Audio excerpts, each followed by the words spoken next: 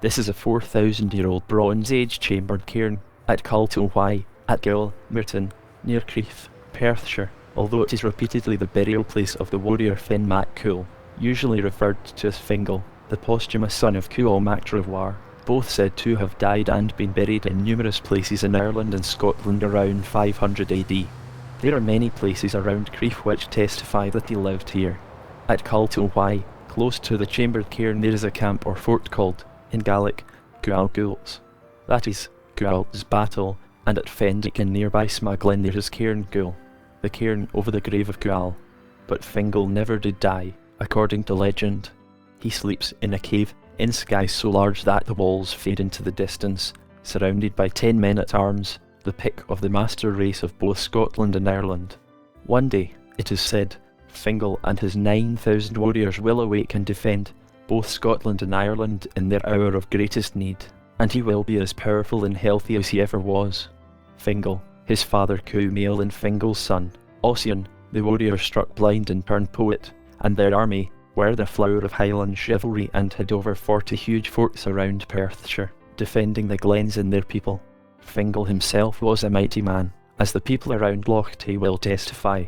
Far back in the mists of time he stood with one foot on Ruad Mile and the other on Mile Dive, 2 hills a mile apart, and took a drink out of Loch Tay, 5 miles distant. Then, turning to face the sun, struck the hill a mighty blow with his sword, Mac Anutin, the son of the waves, every stroke which was said to be mortal, carving out this huge ravine. Fingal's sword cut.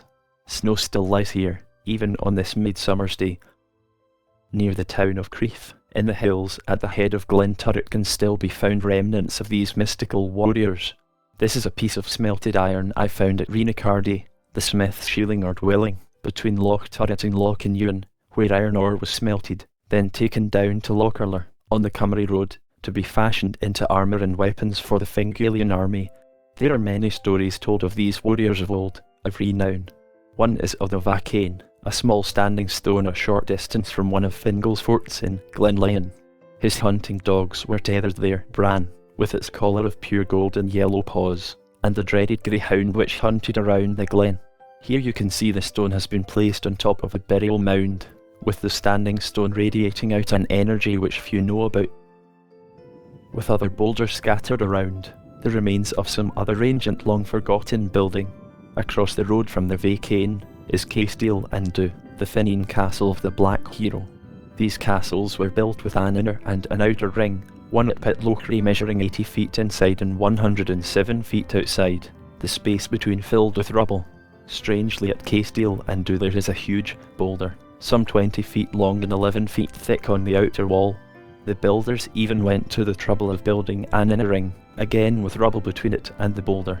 The Bronze Age cairn was discovered when workers were erecting a power line just a few hundred yards from Gilmerton, and excavated by Mr. Maxwell and Roy of Crieff in 1964, here seen with Mrs. Chapman.